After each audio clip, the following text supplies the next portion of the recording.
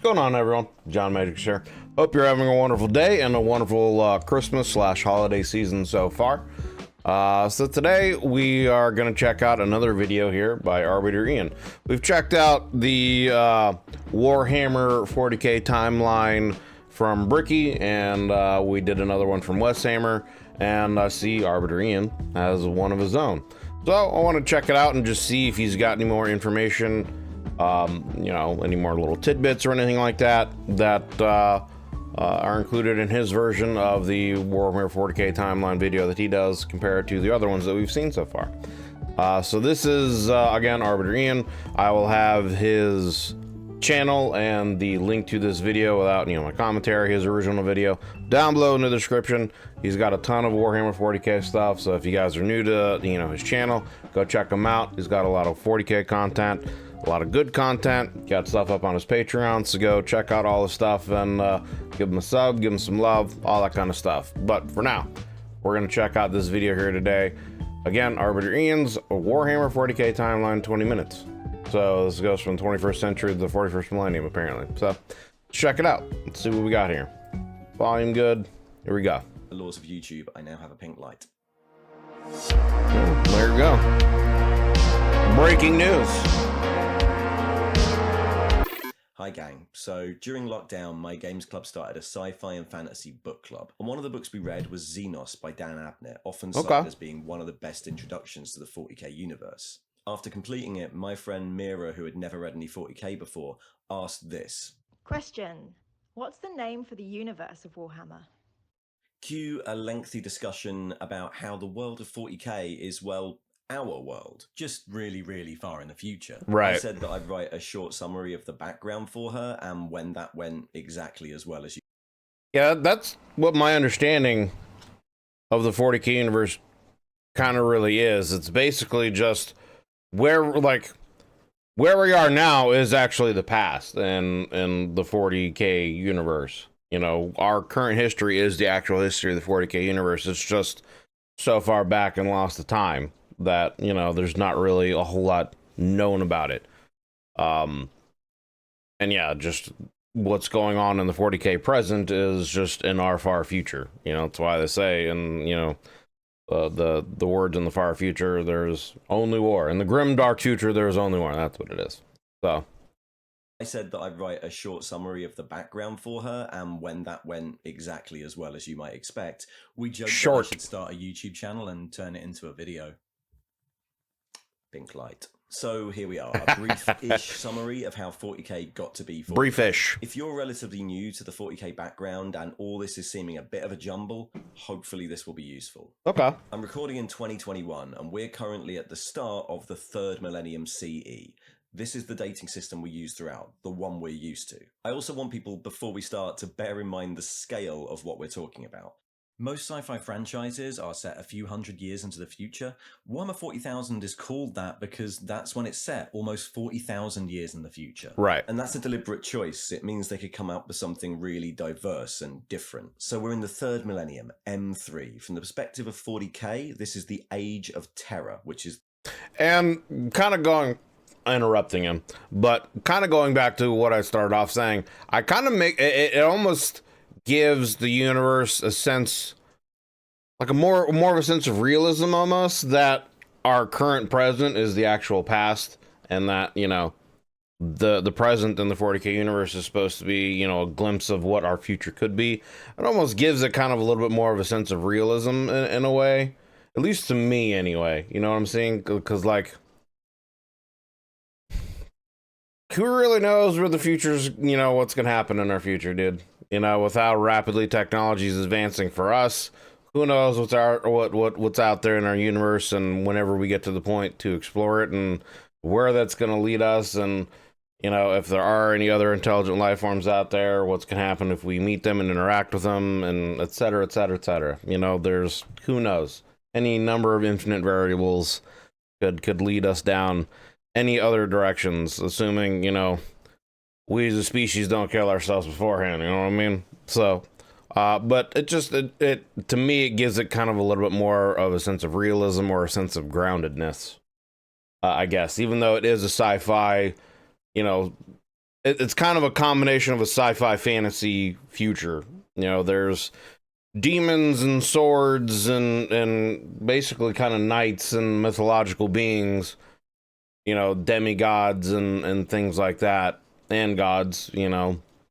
But it's also like real sci-fi, spaceships, space battles, guns, cannons, you know, psychic stuff. So I don't know. It's just it's a very interesting and kind of unique blend of science fiction and fantasy. Almost kind of how Star Wars is kind of like a unique blend of science fiction and fantasy as well. Their word for Earth. From now until around M15, humanity spreads out from Trying to back up and it's lowering the volume instead of rewinding. So my bad. third millennium, M3. From the perspective of 40k, this is the Age of Terror, which is their word for Earth. From now until around M15, humanity spreads out from Earth, slowly at first using conventional sublight spacecraft and generation ships.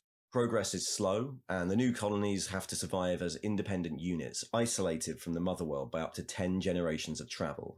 Mars is the first planet to be terraformed to sustain life, and then others follow. I'm going to reiterate that the next big change comes in M15, 12,000 years in our future. That's 5 times as far in the future as ancient Rome is in our past. Yeah. In 40k, practically nothing from the Age of Terror survives. It's fair. It's interesting that it takes us that long. It takes us, you know, to really get to that advancement to be able to really expand that greater out into space. And again, it's fascinating that humanity at one point was the peak of technological advancement in the universe. That to me is still like one of the more fascinating things when you've got, you know, the orcs and the Eldar and some of these other races that have been around for millennia before humans even evolved to be humans. You know, and we were still able to advance that much quicker and to that much greater heights. So it could also just show how, what's the word I'm looking for? I'm drawing a blank on the word I'm looking for. It's not lazy, but I guess lazy would be like another word for it. The kind of the Eldar got. And I don't really know what happened to the orcs. They kind of devolved just from, I guess, fighting themselves. You know, I guess without having a greater species or something like that for them to fight against. And I think the Eldar kind of, once the Necrons went to sleep, the Eldar kind of didn't really want to engage with them. And they kind of just withdrew back into their own thing. So yeah, I guess the Eldar just really didn't have anything to push them to greater heights, and the orcs just kind of devolved into battling and fighting themselves. So that kind of like the progress in those races kind of stalled out, I guess. So, but it's something that always fascinates me, because usually in sci-fi universes, you know, humanity is essentially usually the underdog in most situations. And it's always, you know, us less technologically advanced, having to use, you know, our wits or our thinking or our cunning or whatever to overcome the odds against a technologically superior race. You know, when it comes to like alien stuff and sci-fi universe stuff. So anyway, enough of me yapping. Let's get to the actual video here. Bruh. Stop dropping the volume. I'm wanting to rewind here. Past. In 40k, practically nothing from the Age of Terror survives. It's fair to assume that everything we'd recognize, cultures, nations, political systems, are all ancient history by this point.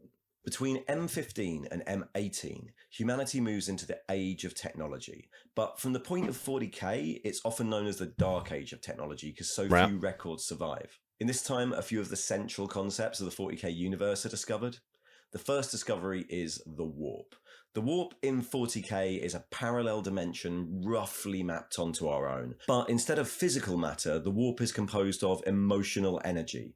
This energy comes from the mind of every sentient creature in the universe, each of which is like a tiny candle flame in the warp. These seas of emotional energy don't conform to the laws of physics, and so the warp can be a dangerous place to be. Looking upon it will send people mad, and exposure to it will twist and mutate physical forms. Right. In addition, things live in the warp, beings composed of emotional energy that would try and devour any traveller and are constantly trying to break into real space. The warp is where a lot of the horror element of 40k comes from. However, there are stable currents through the warp, Lovecraft and since zone. time and space don't mean the same thing there, a ship wrapped in a protective bubble of real space called a Geller field could ride those currents and achieve faster than light travel.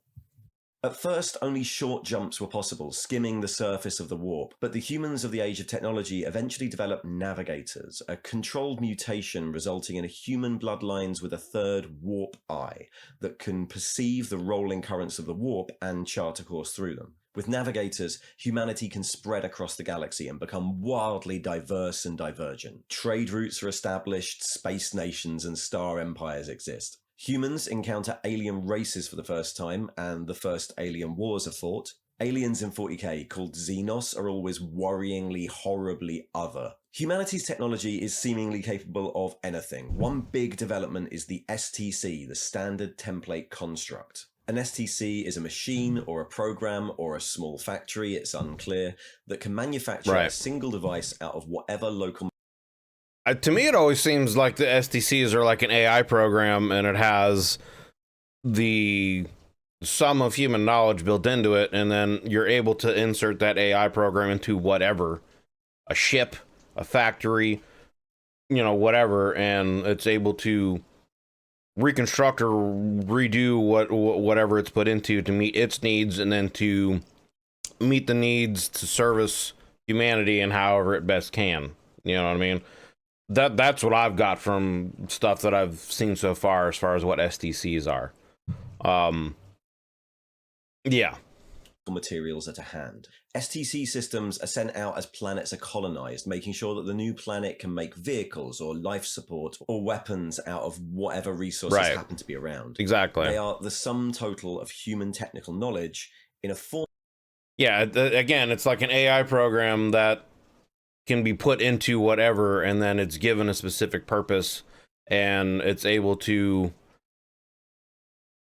recreate itself to fulfill that purpose in whatever best way it can. And I believe that originally they were kind of, like you said, they were sent out to start initially terraforming certain worlds and certain things, so it would, you know, create environments and facilities, homes, etc.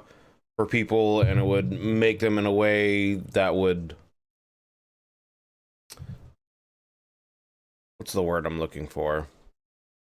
It would essentially be able to just take whatever resources there and recreate and do whatever so that would best fit, you know, humanity and meet humanity's needs for living there, basically.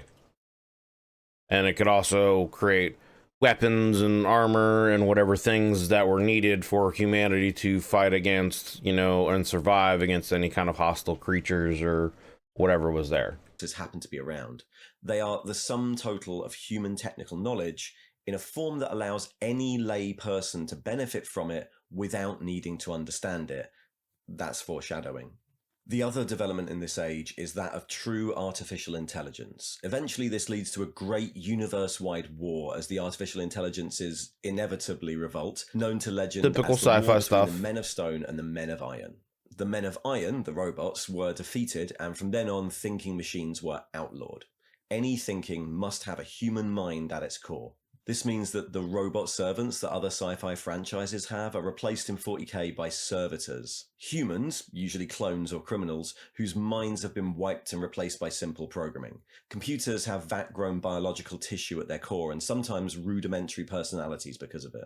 With the Dark Age of technology at its height, by the end of the 22nd millennium, humanity starts to suffer a great collapse as the warp becomes turbulent. Great warp storms reroute or shut off stable currents, and slowly interstellar travel becomes impossible. Empires and galactic communities become slowly isolated from each other, many unable to get the resources they need. At the same time, instances of psychic power in humans start to increase. In 40k, a Psyker is a sentient being whose presence in the warp is not a candle but a great bright flame. They are a conduit for the warp, able to use the power of the warp to achieve things that look like magic in real space. Psykers have always been a part of humanity, and in 40k that's where we get our myths of magic and shaman and witches from. Right. But Psykers can be dangerous. Letting the warp into real space through your mind That is a crazy looking picture. One of the things that live there in too. And without great strength of mind, a Psyker possessed by a warp entity could damn an entire world to mutation and corruption as they become a gateway to those that inhabit the warp. Possession, damnation. You'll notice a lot of religious language starts to creep in here. In 40k, there aren't really actual gods, but there are certainly things so powerful and alien that They could be might as seen, well. yeah. We said that the warp was formed of emotion, and those emotions flow together. As the number of sentient beings in the galaxy explodes, the greatest of those emotions, fear, anger, deceit, desire, become so huge and concentrated in the warp that they start to possess a great intelligence and compete with one another to influence the real world. These chaos powers are often called gods, but they're more like great, unknowable Lovecraftian entities. Right. Still, dedicating acts to them in real space can draw their attention and grant great power, so worship becomes the word used. The entities that serve them can be summoned and possess people, so demon ends up being the term used. Great strength of mind can repel them, so faith ends up being the term used. There aren't gods like we would understand them, but because of the warp, religion and worship are real and powerful things in the setting. As the warp storms grow and humanity falls into isolated pockets, whole worlds are consumed by the actions of rogue psychers, or cults worshipping the chaos powers, or simply starve for want of resources or are picked off by aliens. By the 25th millennium, humanity descends into 5,000 years of stagnation and decline known as the Age of Strife. Ancient Earth, by this point known as Terra, Has long used up its resources and descends into warring nation states, facing hordes of techno-barbarian warriors using the remnants of past technologies. Every tool in mankind's millennia-long arsenal is used in conflicts from atomics to genetic engineering to psychic powers. Some organized states hold out, but for most of the period, Terra's permanently in a state of war over minute natural. It's Mad Max, what it turns into. It just turns into Mad Max, just roving bands of barbarian tribes looking for whatever resources they can and fighting over whatever's left that's found, basically. Resources. It's into this world, around the 30th The millennium, Emperor. that the Emperor emerges. Nobody knows where he came from, but he's a psyker of staggering power and a scientist of unparalleled genius. An immortal who claims to have been with humanity since the start of civilization, guiding us in the background. That's the official line. There are other theories, especially amongst contemporary characters in the novels. From this point, we get into stuff that's known, though restricted, history in the 40k world, so we start to get a lot more detail. Also, background and novels are still being written that expand on this stuff, so it could change. I still just haven't had time to get into reading yet, man. I've just been busy. I've got the book sitting right here next to me, but I just haven't found the time to actually sit down and start reading. I want to get some time to actually get into it, but I just haven't yet. It's unfortunate, but hopefully soon. Background and novels are still being written that expand on this stuff, so it could change. I'll put this asterisk on screen whenever things get particularly contentious. As humanity on Terra starts to consume itself, the Emperor begins a slow conquest of the planet at the head of armies of genetically engineered warriors. Genetic engineering's kind of the Emperor's hobby. First of these are the Yeah, I would say so. That's literally like his Saturday afternoon, like, we're just gonna manipulate these genetics a little bit and create these things. That didn't work out so well. Oh, the Primarchs just disappeared. What happened? Where'd they go? Oh, we gotta start a crusade and find them. Come on, boys, let's go. Genetically engineered warriors. Genetic engineering's kind of the Emperor's hobby. First of these are the Legio Custodes, his bodyguards, each taken as a toddler and genetically rewritten into a loyal, thoughtful, immortal philosopher soldier in a long and costly process. But there aren't Yeah, I guess a question that I would also have about the Custodes is if, they're not Primarch level, but they're above the normal Astartes. Once the Emperor gets to a point where he's got enough of humanity united under him, why wouldn't he make the Custodes the norm as far as, you know, what he wanted to make for, you know, Space Marines, and then, you know, have the Primarch separate? Why wouldn't the Custodes be the norm? Because, again, I don't know as much about them, and maybe there are some issues with them that just haven't come up in any of the things that I've seen or read so far. But they're stronger, they live longer, etc., etc., etc. The only logical answer I could think of is just the genetic engineering to create them just takes so long, and it's so careful, and maybe there's that many more drawbacks. It's because it's already difficult for someone to go through the process of becoming an Astartes with all the implants, both genetic and cybernetic, and the training, etc., etc., etc.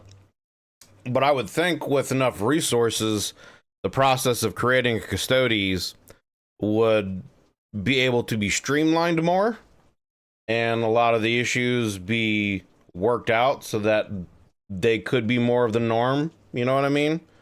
Because I believe, like, even now there's you know, the Astartes, then there's the Primaris, and the Custodes, and then the Primarchs. Like, I think that's like the tier of how it is now.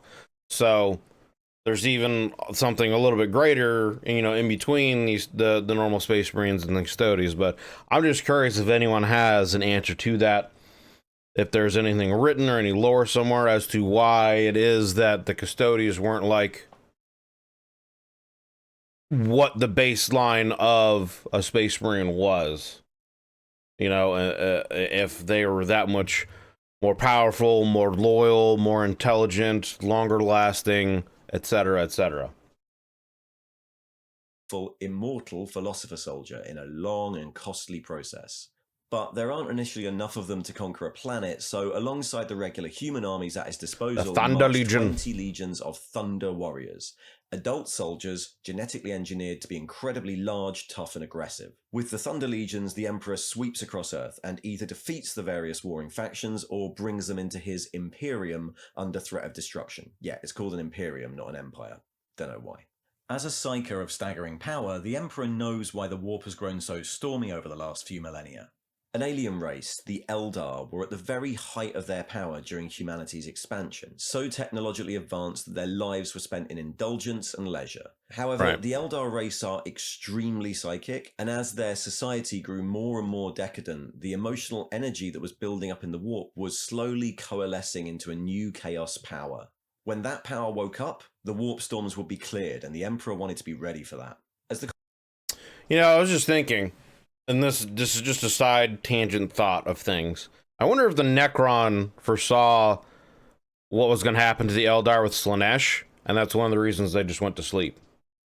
Because, you know, the lore, one of the big things about the Necron is they're very aware of causality, cause and effect, and they're able to see larger, grander pictures of the universe and how things can affect the universe in the long term.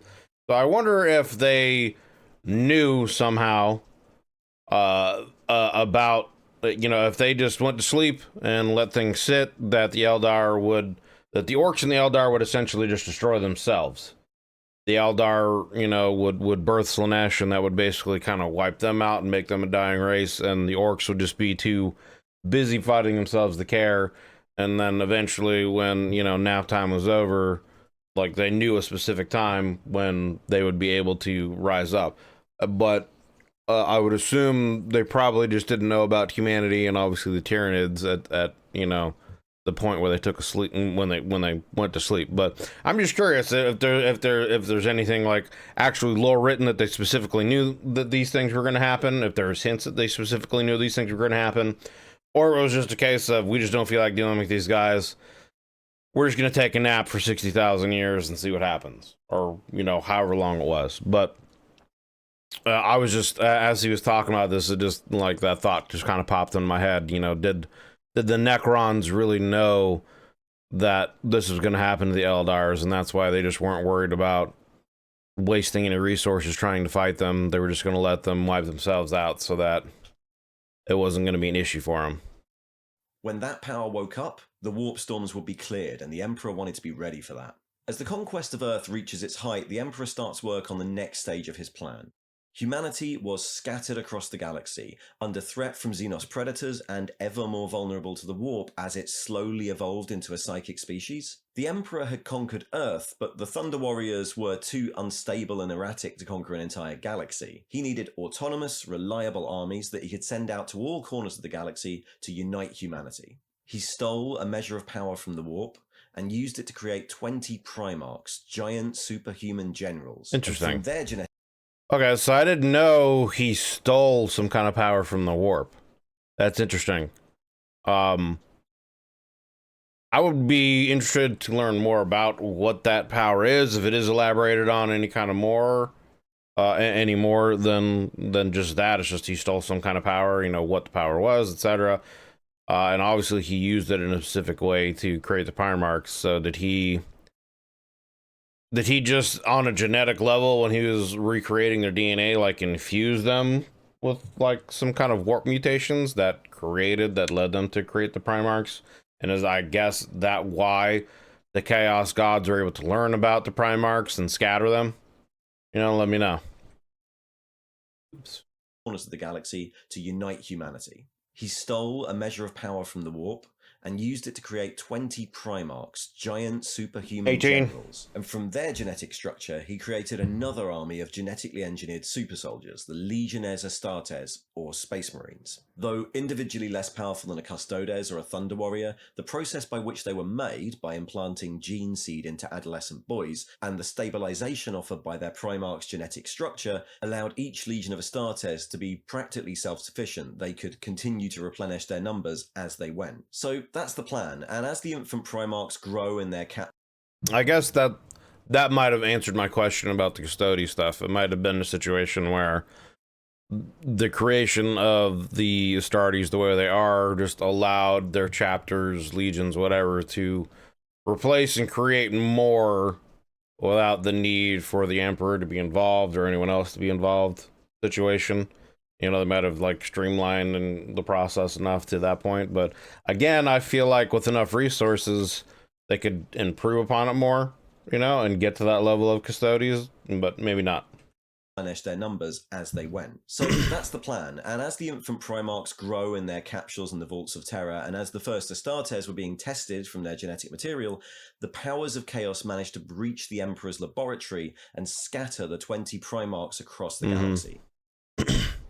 This was late 18. in the process, so there was still enough genetic material around to create the 20 legions, though the lack of nearby Primarchs meant that various genetic issues arose within the legions. When the fourth Chaos Power, Slaanesh, was finally born at the start of the 31st millennium, with a psychic shriek that almost destroyed the Eldar species, the warp storms were blown away and the Emperor launched his Great Crusade at the head of innumerable regular armies and 20 legions of Astartes. The crusade had a few main aims: to unite the disparate surviving strands of humanity, by force if necessary, to kill all Xenos found so that humanity has no competition, to impose the imperial truth, a secular denial of all religion. The idea is to deny chaos, a source of human worship, and to regulate, capture, and train any human psychers.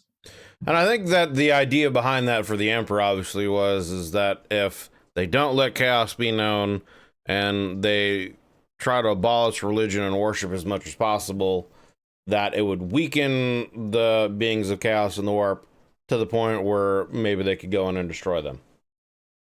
And purge the warp of them, and then make warp travel, you know, safe to be used, etc.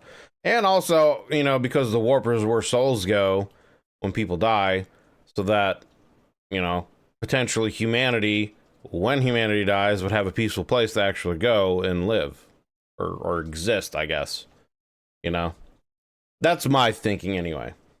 Chaos, a source of human worship, and to regulate, capture, and train any human psychers. But at this point, there's already a spanner in the works. Arguably, the plan had been for the Primarchs and the Legions to lead this crusade, while the Emperor worked on another big project, breaking into the Webway. The Webway is a subspace network of transit tunnels in between real space and the warp, built by an ancient alien race.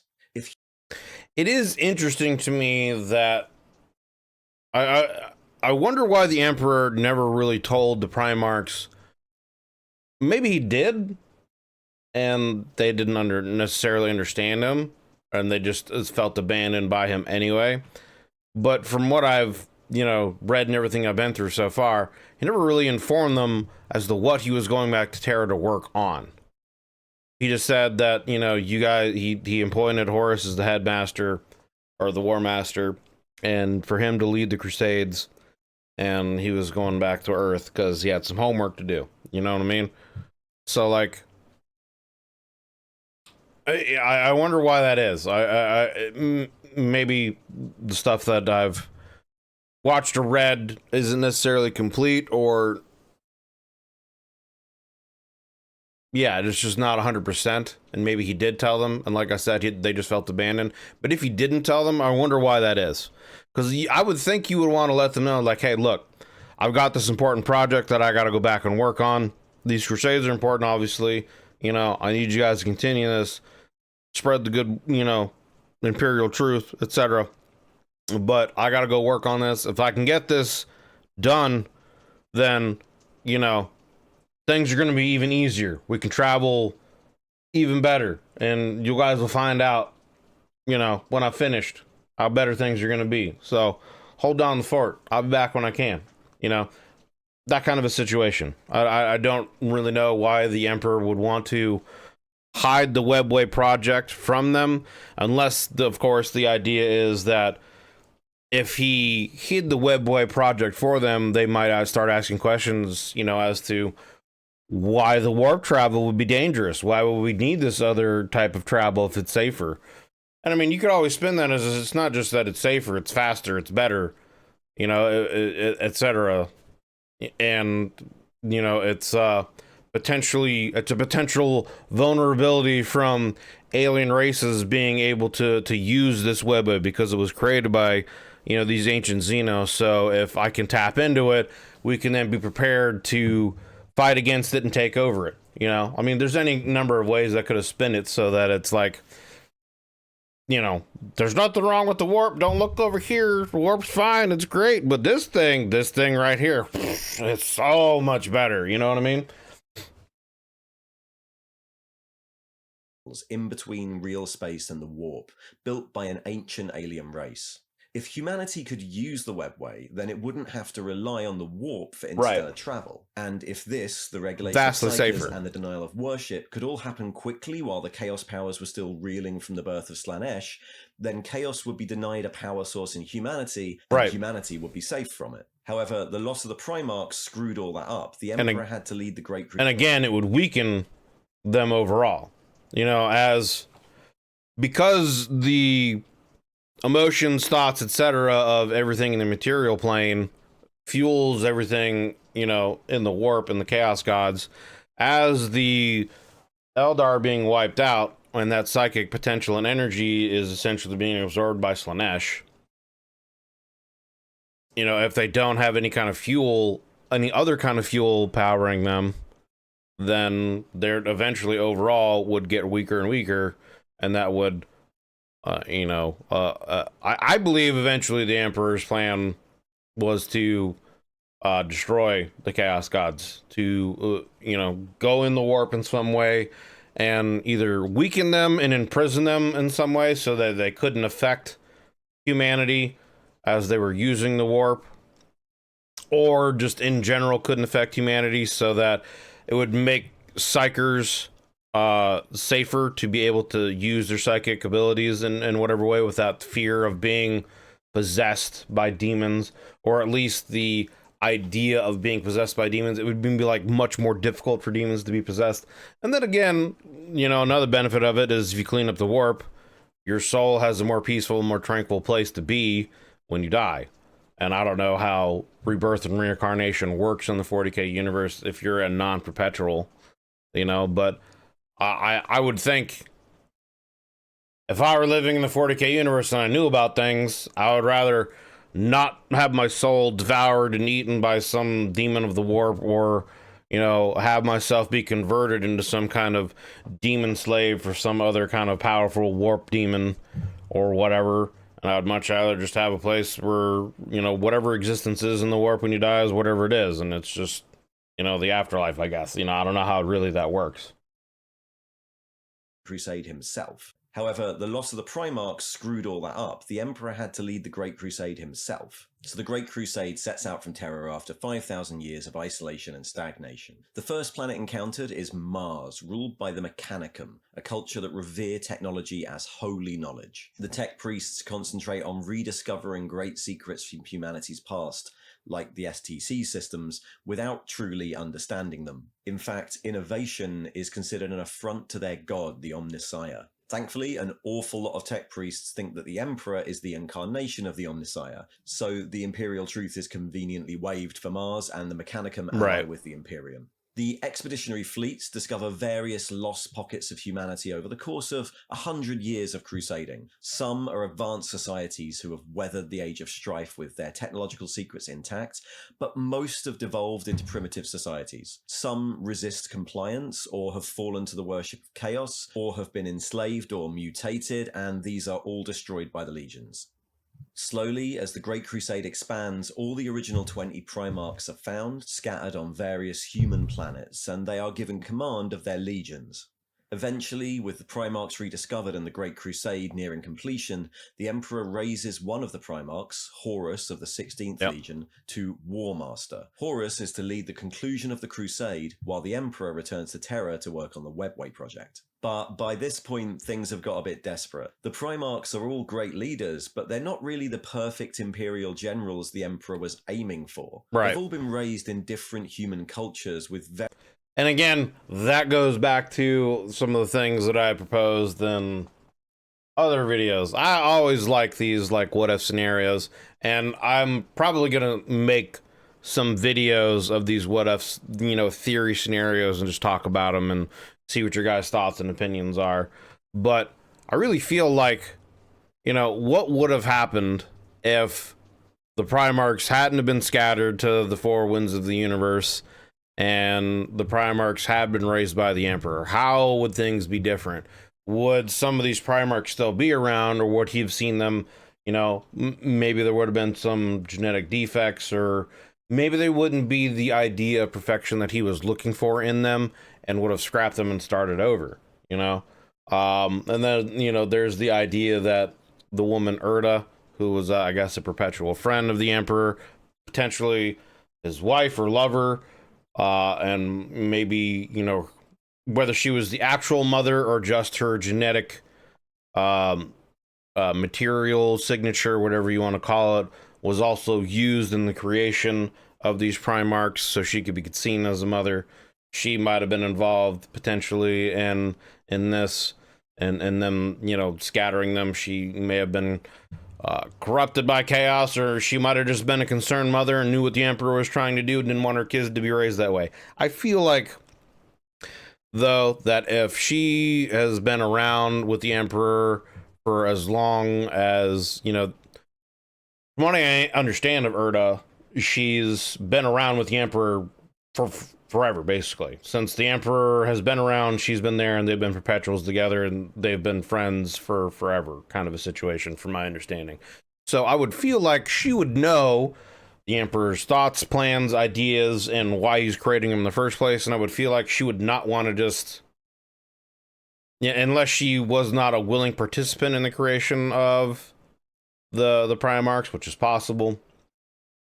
I don't know enough about her and her situation. That's something I would like to learn more about. So if anyone has any content creators out there that have done any videos on her, if there's any kind of real hard evidence, or if it's just, you know, theory speculation, I would love to learn more about that.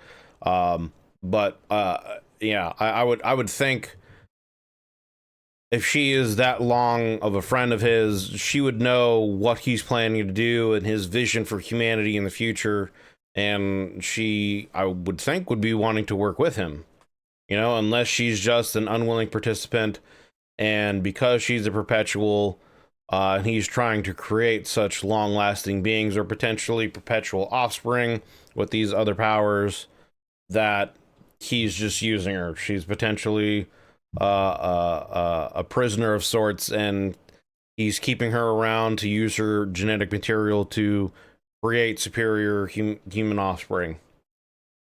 You know, maybe that's a situation. I don't know.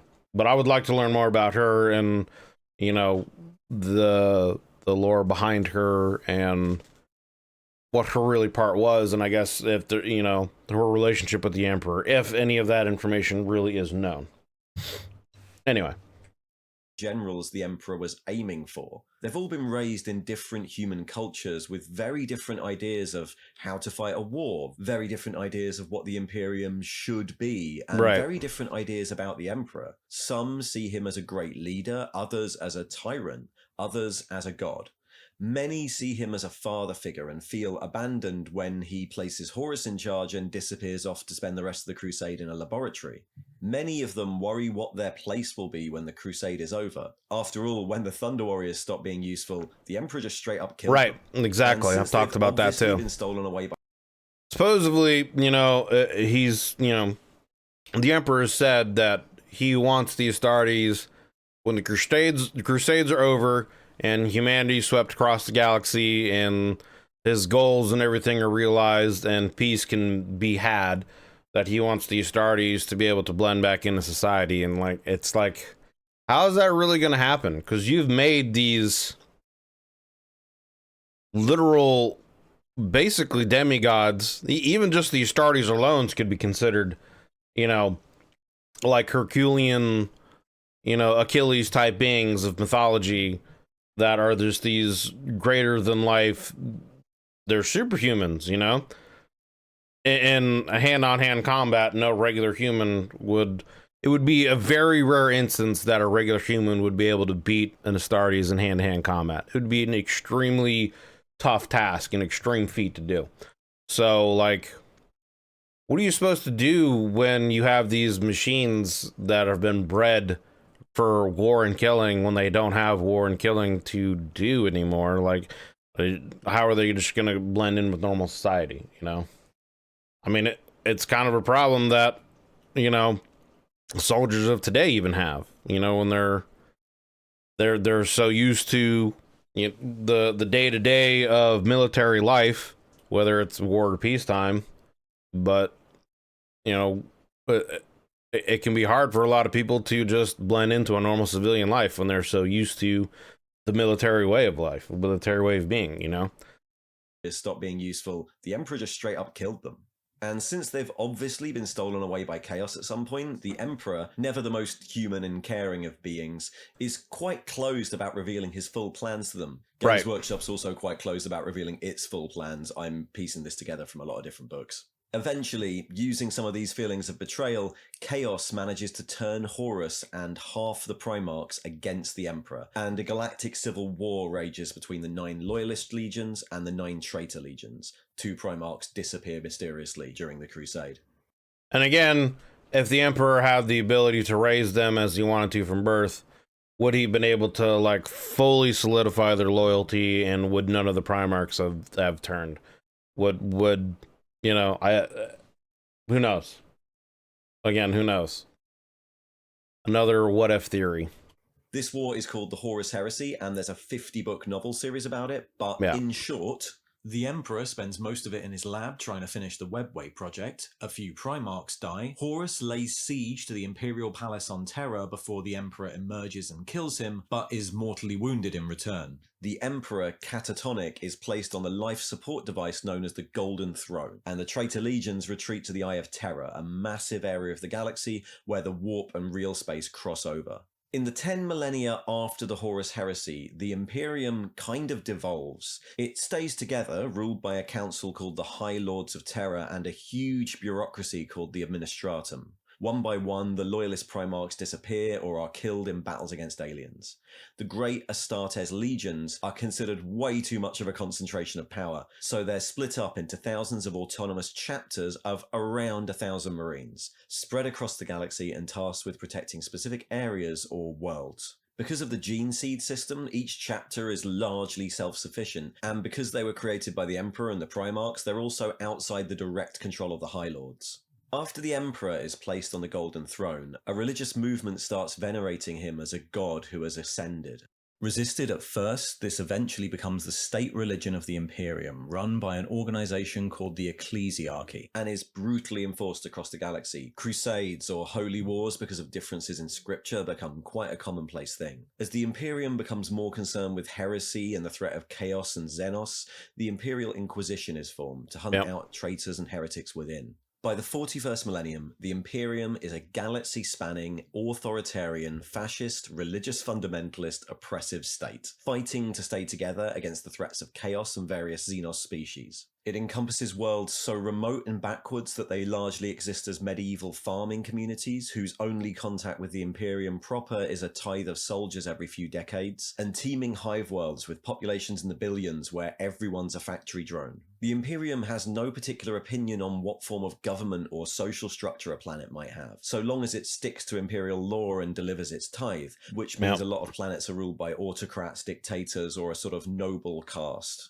Any knowledge of chaos or the Horus Heresy is ruthlessly suppressed, and most people have no idea of anything in history beyond the propaganda they consume. The vast majority of humans never leave their home planet.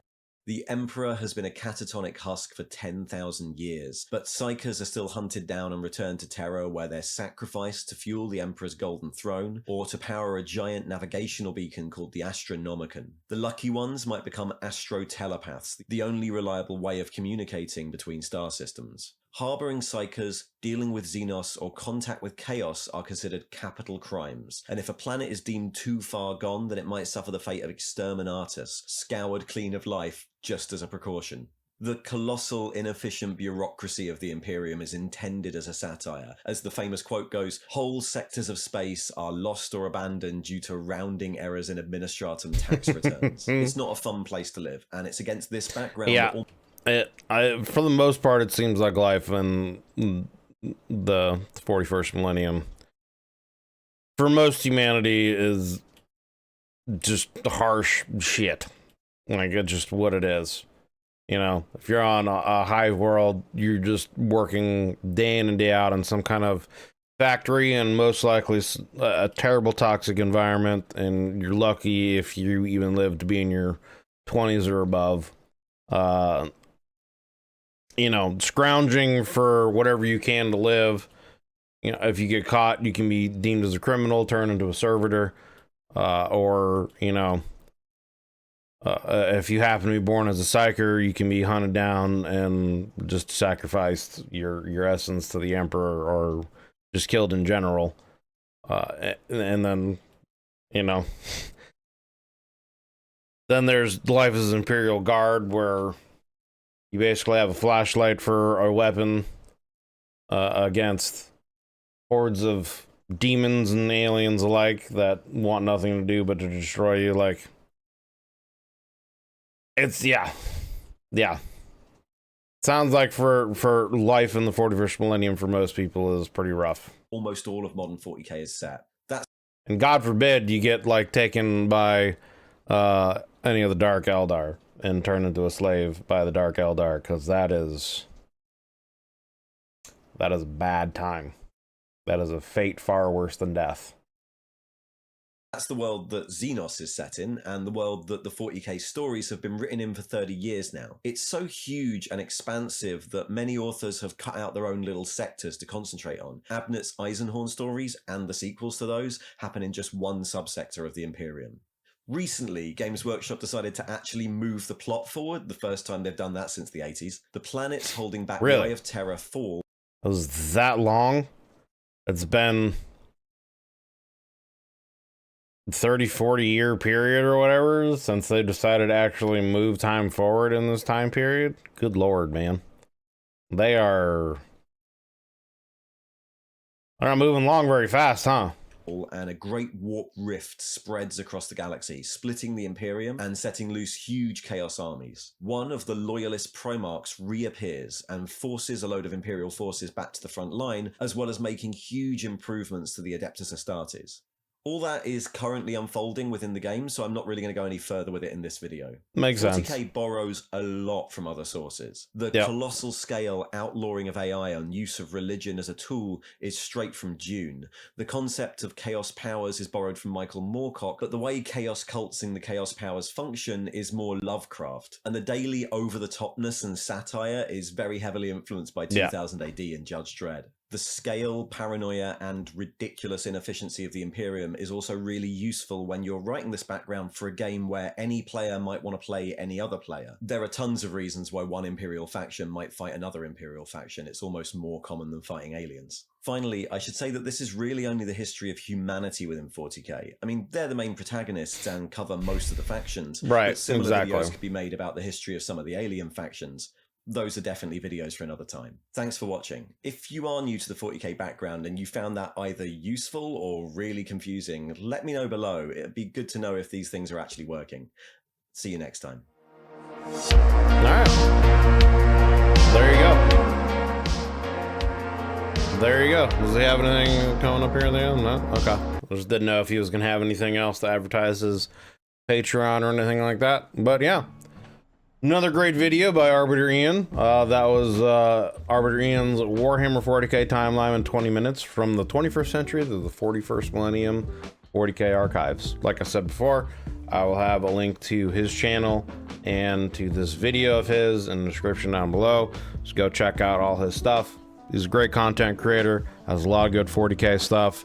I've really been enjoying getting into his stuff, into Luton stuff, Bricky stuff, you know, Wes Hamer's, some of his stuff. There's a lot of content creators out there that have made a lot of great 40k stuff, and I've really been enjoying diving into it and learning a lot. And of course, you guys out there have been very kind and very generous with all your support, so greatly appreciate everything. For the most part, the video goes over stuff that, yeah, I've really already known. There are some things and there's some little tidbits of information that were new to me that I hadn't learned. And just going through and watching this video brought up some other questions on other things that I thought about. So yeah, if you guys have any answers to some of those questions that I brought up, like, you know, stuff with Erda and the Necrons, did they know, you know, what was going to happen with Slaanesh and just kind of went to sleep and let a lot of the stuff happen, etc., etc. If you guys have answers to those questions, let me know. I do plan at some point in time to make some of my own content in the 40k universe. I have some ideas of some kind of what if theory videos that I want to go over. There's a little bit more research on certain topics that I want to do to, you know, put some of the stuff together, but I do want to make some of my own content for some of this. I also have the first book in the Horus Heresy series that I want to read, and I want to kind of do a almost, I guess, a reaction series to that book where I read a few chapters and then go back and talk about them and give my thoughts on it and kind of give my ideas where I think the book, you know, may go, etc., etc., stuff like that. So yeah, appreciate you guys hanging out, appreciate you guys watching the video. If you're still here to the very end, thank you very much. I greatly appreciate it. And if you liked the video, consider leaving a like and a sub, as it helps me and it helps the channel grow.